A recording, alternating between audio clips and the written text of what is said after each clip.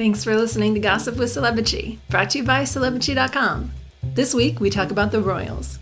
We end with our weekly feature, The Comments of the Week. The stories, photos, and tweets we talk about can be found at Celebrity.com/podcast under episode 144. Hi, I'm Katie, the founder and editor of Celebrity.com, and I write as Celebrity. And I'm Chandra, I'm the head writer for Celebrity, and I write as Kaiser. So you may have noticed we were off for like a month. And I was thinking we're going to take 2 weeks off, and you were like, no, let's take 3 weeks off. And then when the fourth week came, I was like, I'm too tired. Fuck this. That was the week after the Golden Globes.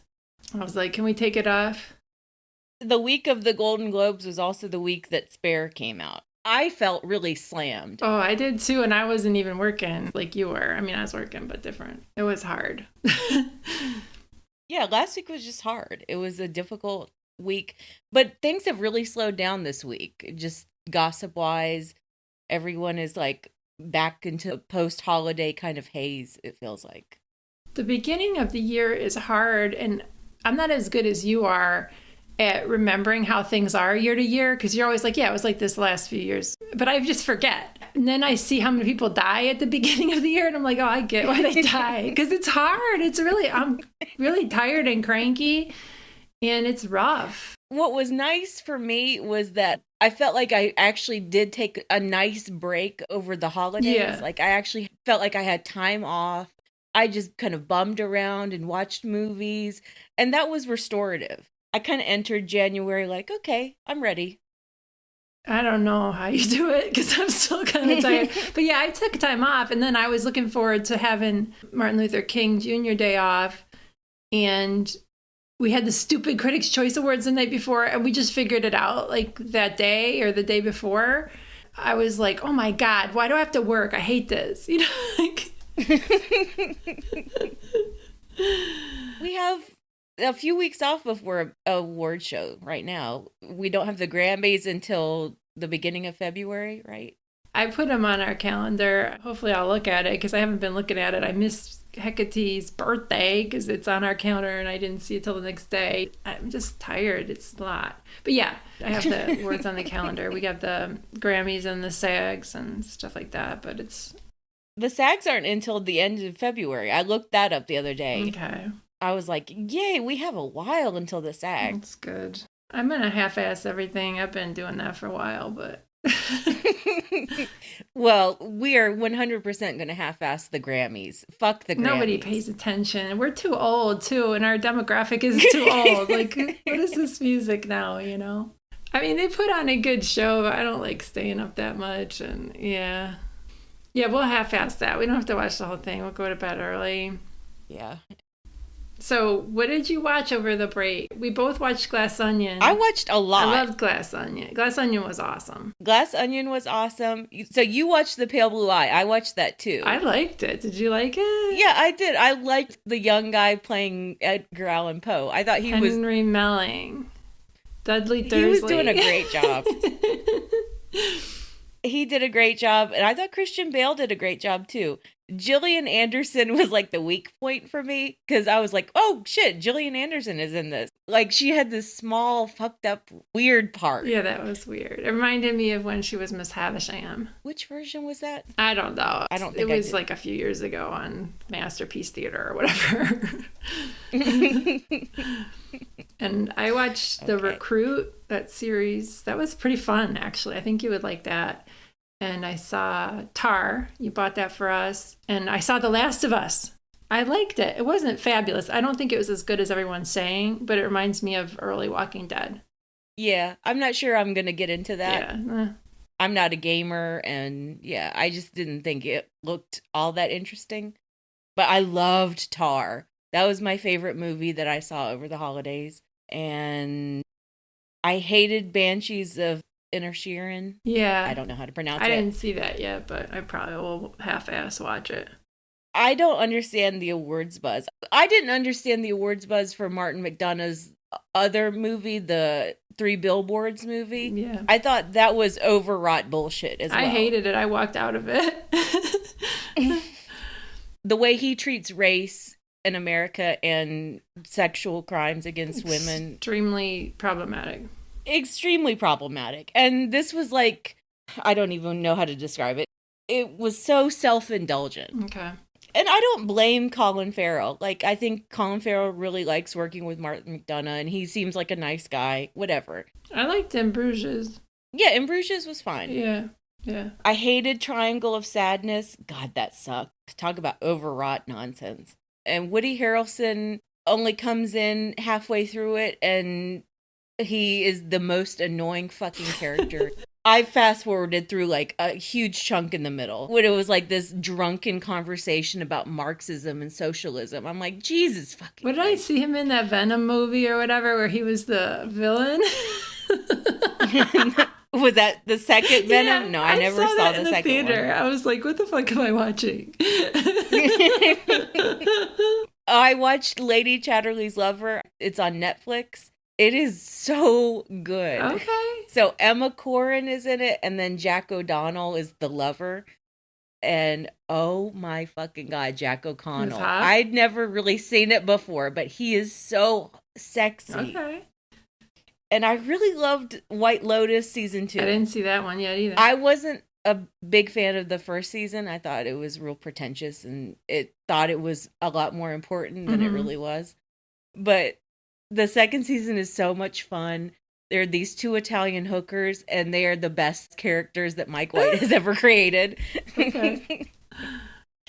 Oh, and Mrs. Harris Goes to Paris. That's just a real sweet little movie. What channel is that on Netflix? Or I rented Mrs. Harris Goes to Paris. Okay. I rented it on Vudu.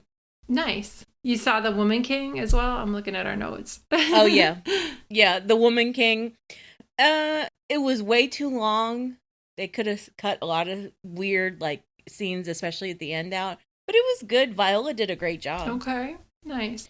I understand why she's getting nominated, but I don't think that she's going to win, and I don't think she should win. And I'm saying that as a Viola fan. I really love her. Yeah, she can That act. performance wasn't really like, oh, she deserves an Oscar for that. I saw Megan, the evil robot doll movie. It was pretty good. It looked really fun. Everyone was raving about it. It's made tons of money. It has really small budget. I like that it was an hour and 45 minutes. Like that, it really influenced my choice to see it. It was smart. That's smart. It was a smart movie. Yeah. It needed to be more over the top and lean more into how camp it could have been. Like, I think it was a little too subtle in some instances, but it was fun. Well, they're making a second one. Yeah, I just saw that. I might cover that for Monday if I'm hurting for stories. But yeah, it was good. It wasn't like, oh my God, I loved it, but I'll watch another one. And I don't feel bad about spending the time in the theater or the money or anything, you know. All right, let's get to royal news. Okay. So Prince Harry's memoir came out, as you guys know. I'm not done with it. I'm not going to fake like I'm done with it. I'm halfway through it. And it's a lot. It's a lot. Yeah, the first book or volume, whatever it was, that was the hardest for me to get through. It was just so sad, his childhood and after his mother died, and just how neglected and abandoned he was. Yeah, it was really sad. How he's like, oh, your mom died and I'm not going to hug you or stay with you or even send a nanny to come stay with you, you know. Just no one would sit with him and talk to him. Or just like hang out with him and do something, you know, like no, yeah. Yeah. That was rough. And they sent him to boarding school like days after his mother died. Yeah, what else are they going to do with him? They don't know. They're just emotionally bereft people. They're emotionally constipated is what they are. They're fucking psychos. Yeah. One of the things that really got me is even after his father neglects him for years and just his father is so obsessed with his fucking horsey mistress, Harry is still forgiving of his father and his father's failings. Yeah. Yeah, and he loves his dad so much. And that comes through the entire book. Even when Charles is turning a blind eye to how thoroughly Harry and Meghan are being screwed over, like Harry still deeply cares about his father and wants his father's approval. Oh, it just hurt so much. And he writes very positively about him and about his work ethic. And it's, yeah. So the book is top of all the bestseller lists. It's like breaking records around the world. It's, you know, a massive, massive hit. And it deserves it. It's incredibly well written. It's easy to read, but it's full of detail, and it's dishy. Yeah. We're both surprised at, if you don't mind me speaking for you, at how much he said. I was like, holy shit, he's really going there. Yeah, and I think that's one of the ways that all the leaks, they dulled that surprise for me, because for days and days we were getting all these leaks from like the Spanish translated version, and I was like, oh, so he really is going to talk about all that kind of stuff. So once I actually started reading the book, it didn't hit quite the way it probably should have, but yes, it was enormously dishy.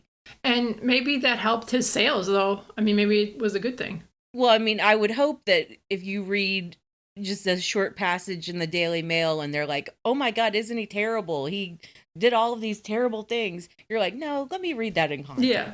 I hope that's what most people were like. And it seems like they were, because it's the best-selling nonfiction book in the UK ever. And it's breaking records, and it's #1 on New York Times. Yeah, New York Times, #1 nonfiction bestseller, #1 on Amazon. It's selling out all around the world. I mean, the translated copies selling out in the Netherlands and Australia. I mean, it's not obviously translated in Australia, but in Germany. In France, it's been selling out. Got a lot of Sheilas and blokes in it in the Australian version. So you read it. I like what you read it. You've read it, and I haven't finished it yet, but I like your analysis that like the Netflix series was Megan, because that was all her, and that was really positive, and it kind of glossed over shit. And Harry's like, no, this is what it was like. And that's the kind of person he is.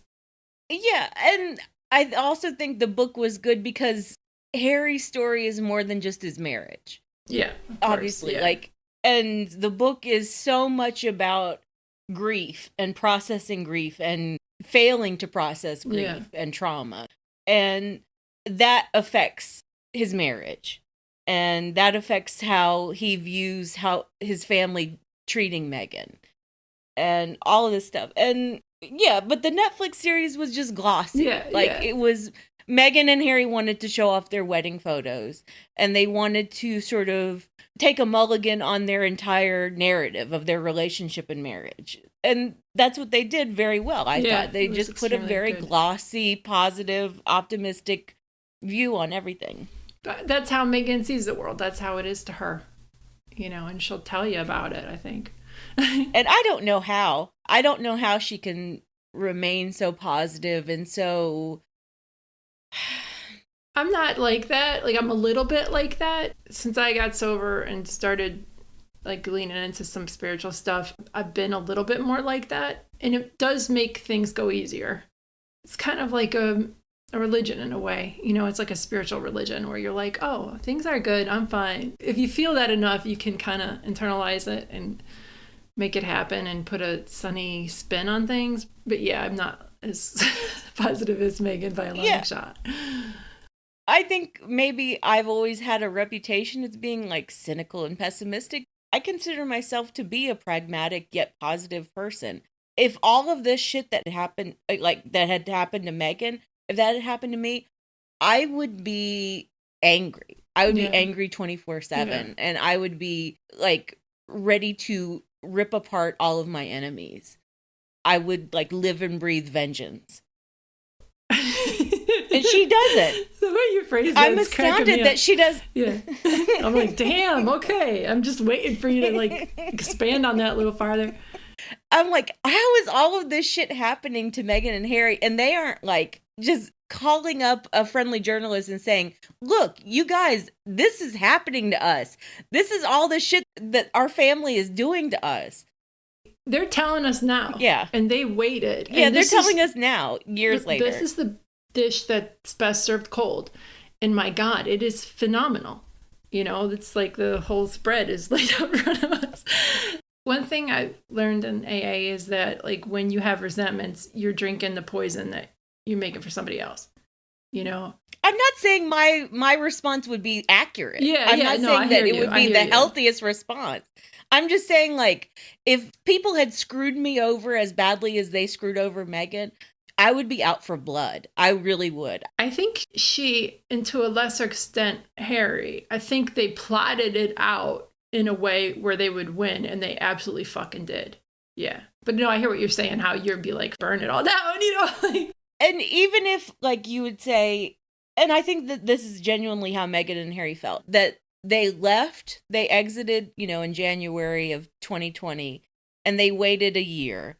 And they hoped that everything would calm down in that year. And when everything did not calm down, they went on Oprah. And I think that was the really big dividing line, to see the institution's reaction to the actual Oprah interview and how they continued to smearing Meghan. Yeah. Yeah. Even before the Oprah interview, because the institution was so scared of the interview. And I think they were both like, you know what? They're going to keep doing this. So let's start fucking taking names and kicking ass. And they did. And yet they're still probably holding back. Oh, yeah. They're absolutely holding back.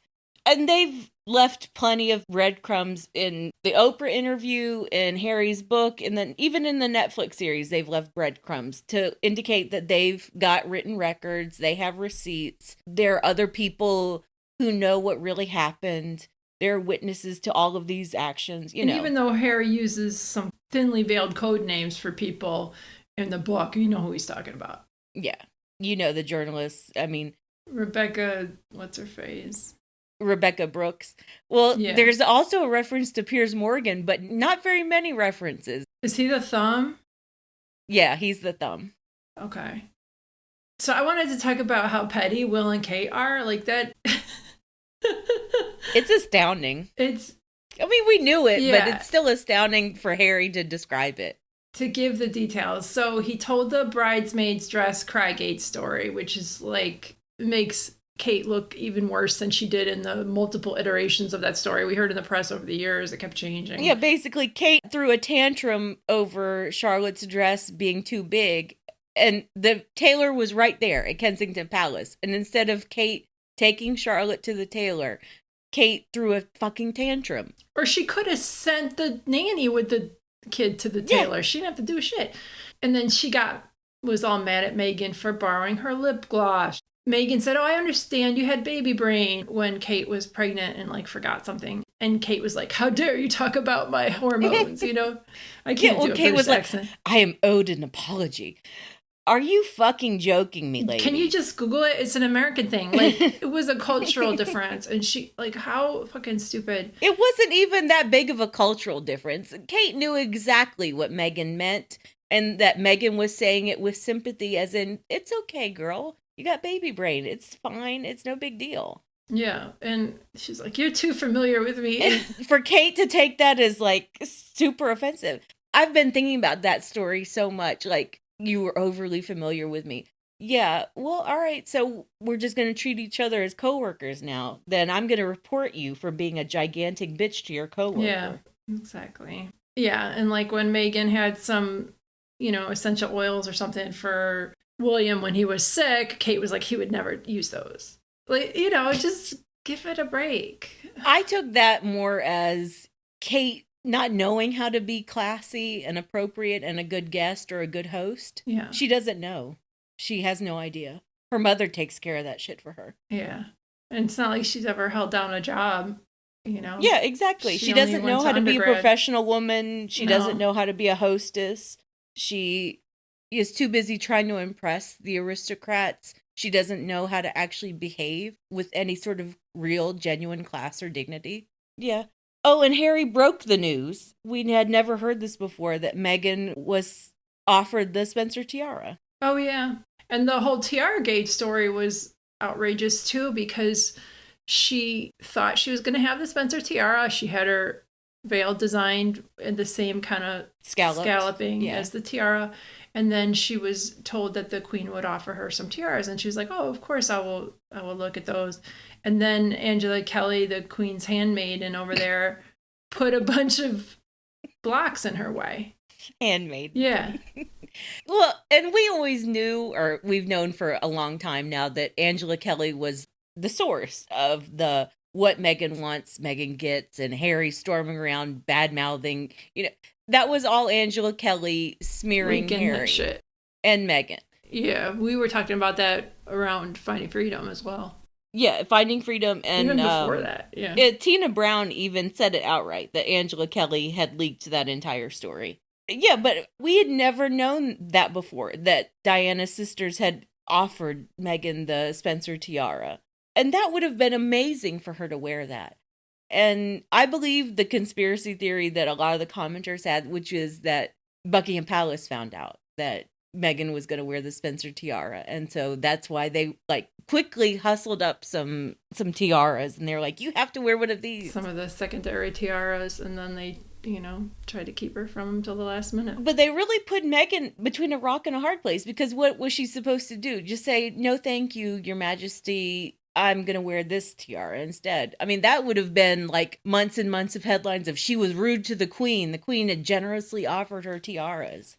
Yeah, that's like when they're complaining that she had some candles at the church, or she rolled down the window on their car. Like she works so hard to get everything right.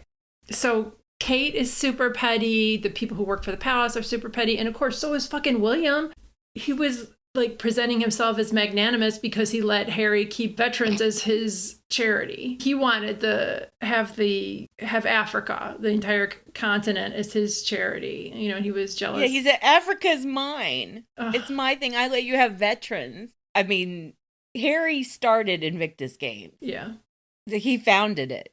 He put it together. He based it off of something he'd seen in person in America. The Warrior Games. William had nothing to do with it. He said, I let you have veterans. And he ordered Harry to shave his beard before his wedding. And Harry's like, no, you can't do that to me.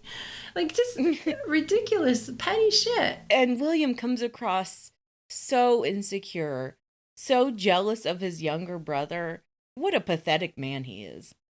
He really is. So, speaking of pathetic, Camilla, we heard ahead of time that the book was going to be negative towards Camilla, and we kind of underestimated what it would reveal about her, which she's the one who leaked stories to the press for like a couple decades. Yeah.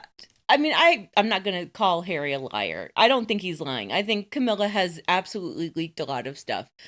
I think Harry is making a choice to blame it all on Camilla when a lot of people are doing a lot of leaking. I think Camilla is inadvertently taking a hit for shit that William and Kate have done and their staff have done. He said more about that he hinted more about that in the documentary. Yeah, he did. About trading between the palaces. In the Netflix series, he said, William and I promised that we would never leak against each other, and he broke that promise. Yeah. Yeah. So he knows that William and Kate were doing shit. But in the book, he does place more of the blame on his father and Camilla, mostly on Camilla. Yeah. But he knows. And she showed her whole ass with her buddy Jeremy Clarkson there, too. Yeah. Right before the book came out, that couldn't have been timed more perfectly. Like, she probably thought it was a smart thing to do, and it was the dumbest thing she could possibly do, was to have him write that vile column. Think about this. She did that. She had lunch with Jeremy Clarkson. Clarkson writes that vile column. Yeah.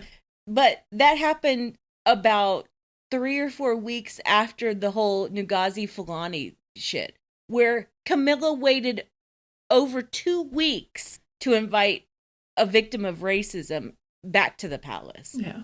She refused to take any sort of responsibility or to show any kind of diplomacy for that issue. Yeah. Camilla is just the fucking worst. She's trash. So we talked about Camilla on Zoom last week, and this is Michelle and Zakia. But something that I really wanted to talk about was one of the things that doesn't make any sense to me, and what I would assume is a lot of Americans, is the notion that the whole thing with Camilla needing to launder her reputation, just like trading stories about like her and William's private conversations. I just remember being like, when I read about it on Celebrity and on other posts, just being horrified by that. And then like reading it in the book, I was even more doubly horrified by the notion that like, I'm not a parent, but how could you sit by and allow your second wife to do that with your child? Like, and he was a minor. Like, this first time was when he was at Eton. He was 16 or 17 years old. I just remember thinking, look, our politicians and our political leaders will get up to some wild mess in the press, but they wouldn't dare, even the most vile people between 2008 and 2016 wouldn't dare put Sasha and Malia's name in their mouths. What I'm just baffled by is how Charles could just sit by and just like allow that to happen. And I think this is what Harry keeps pushing on and wants everyone to see, and he's exposing, is the relationship with the tabloids. And if I have to take it, he doesn't think twice, even though it's his own child, of sacrificing him. And especially with Charles always being the lackluster royal, like he was, overshadowed by Diana, and he was jealous of the love and attention that she got. And then here comes his kids, and people like his kids more than him. And that whole time where they were like, oh, just skip over Charles and let's go straight to William, when the Queen dies. And then here comes Meghan Markle outshining all of them. But Charles and Camilla have this very twisted, sick relationship. Yeah, so here's a little bit of history on Camilla leaking the stuff about meeting William. It was a huge story at the time. Okay. It happened less than a year after Diana's death. And Charles basically kind of forced his sons to meet Camilla. And Harry goes into that a little bit in the book about, Charles coming to both of them and, saying, you should meet Camilla. I'd like you to meet Camilla. Yeah. So Charles sets them up. He sets up his young children who are still grieving for their mother, neglected. And he sets them up and, puts them separately with Camilla.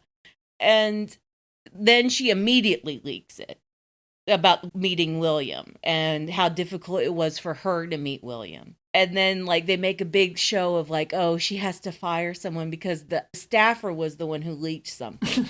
But yeah, Camilla has been doing that the entire time. Yeah. And the response from the royal family to the book, it's been like every other response they give, they just leak through their sources.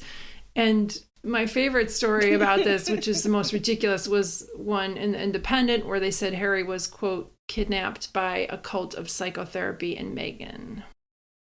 Mm-hmm. This is an abuser's line. This is from the abuser's playbook. Like, oh, your therapist taught you that about me, Yeah, it's Darvo. Yeah. And Will and Kate have both done events focused on mental health this week. That is not a coincidence. And bullying. And yeah. Don't forget bullying. And Kate said talking therapies don't work for some people.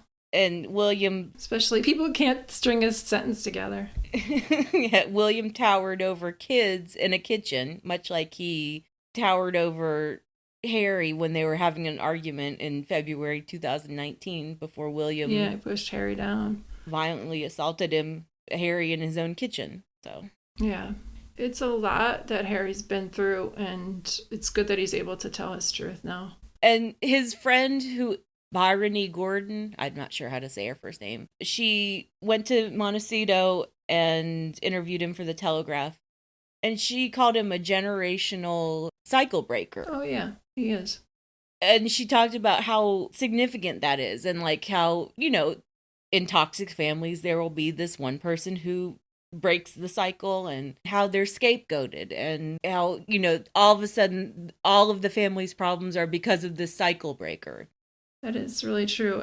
Yeah, Harry said in that interview that his manuscript was 800 pages. That means half of it was cut for the book. And you can really tell in the third act that there's some real choppy parts and you're like, oh, he's really editing himself and he doesn't want to go into more detail with this situation.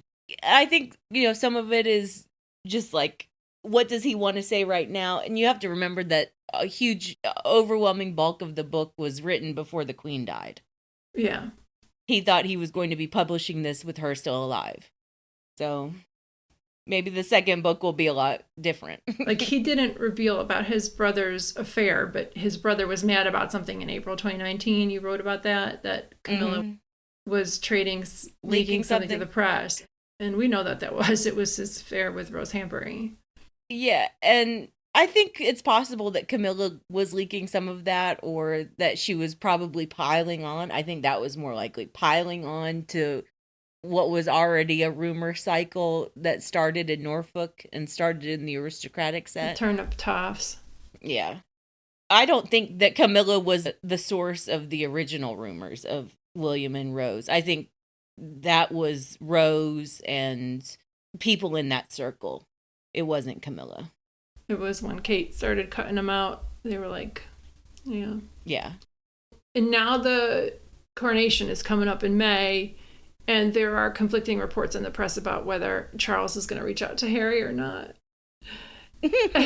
So it's so funny because in interview after interview to promote Spare, Harry completely laid it at his father's feet. He kept saying, you know what? It's up to him. I'm telling you my conditions. Here are my conditions publicly. Yeah. You have to apologize to me and my wife. You have to have a sit-down conversation with us without, limits, with nobody leaking shit beforehand or afterwards. Yeah. And he's like, he had this whole list. Now it's up to Charles. Are you going to do any of this stuff that Harry has said he needs to come to the table or not? And Charles just starts leaking all of this bullshit.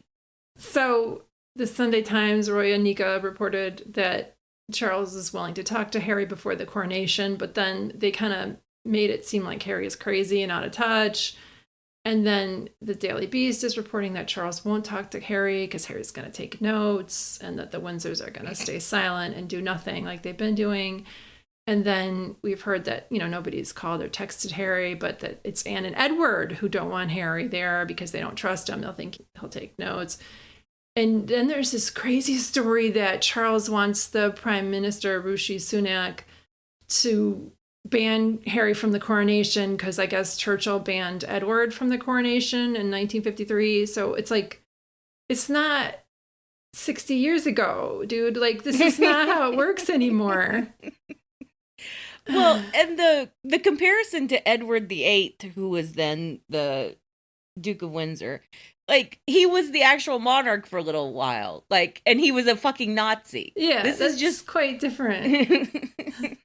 This is Harry writing a memoir that makes the Windsors look like shit because they behaved like, because they're really shitty people.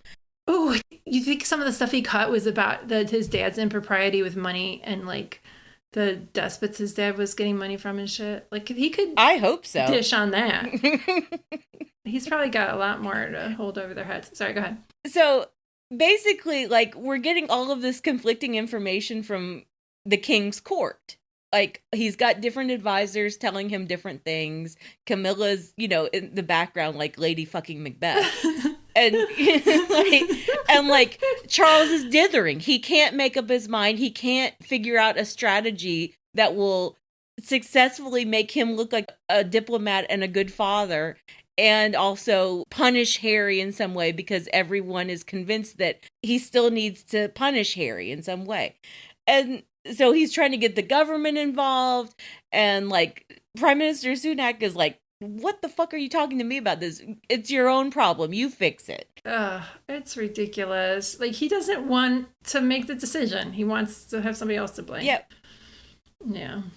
I hope that Charles just keeps on dithering and keeps on leaking that he's maintaining a dignified silence and leaking all of this dumb shit, and that Harry and Meghan just peace out and they're like, yeah, whatever, we're gonna spend the day in Montecito. It's our son's birthday. We don't give a shit about whatever is happening with my dad. I know. We didn't even mention that they're having it on Archie's birthday. What the hell?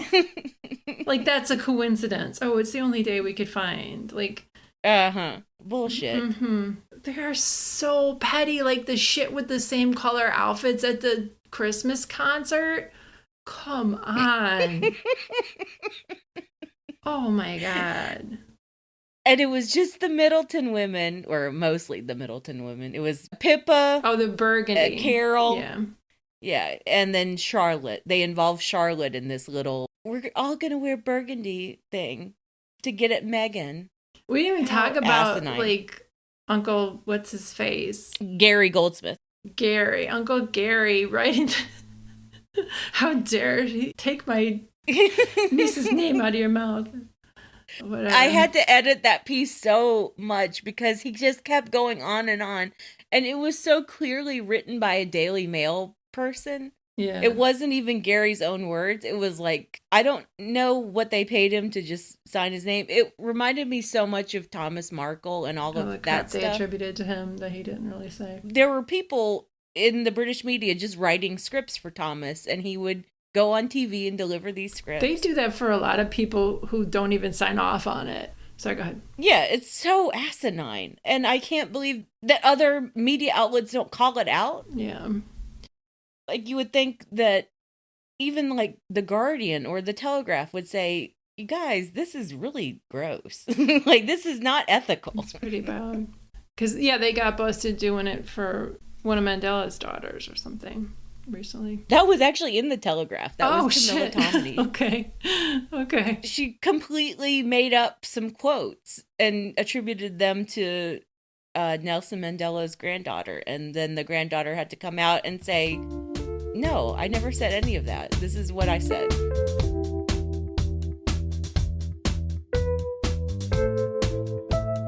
All right, let's move on to the comments of the week. So my comment of the week is on Peridot's post about buccal fat removal. I thought it was pronounced buccal, but it's buccal. I thought it was buccal, too. No, I watched a few videos on it, and in the article, too, they say it's pronounced buccal. That's when That's gross. suck out it's even grosser. They suck that fat out under your cheeks so you get that chiseled look. But the article was about how that can make women look older because their faces get sunken as they age. So my comment of the week is from Snuffles, and they said, worst beauty trend ever. Do these women realize they all look like Zoolander? Like, I have fat cheeks. I have, the baby face, little fat cheeks. And I'm fine with it. I've gotten used to it. I would get something done to my little double chin, though. It's a different procedure, I know. You can get lipo on that. Susan Sarandon said she had that? Somebody said Yeah, Susan Sarandon had something done with her neck and jaw. And her eyes, I think. She had that, yeah.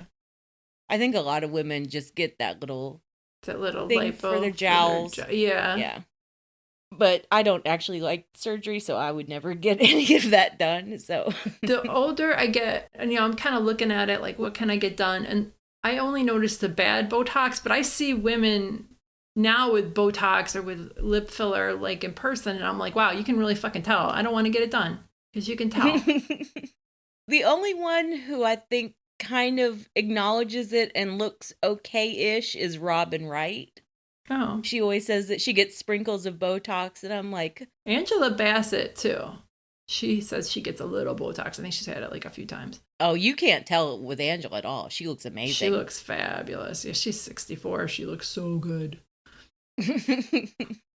She looks amazing. Yeah. Jesus. All right. Yeah. I wouldn't get Botox either. No. I just use a good night cream. My mom bought me this cream for Christmas. It's like Pericone or something.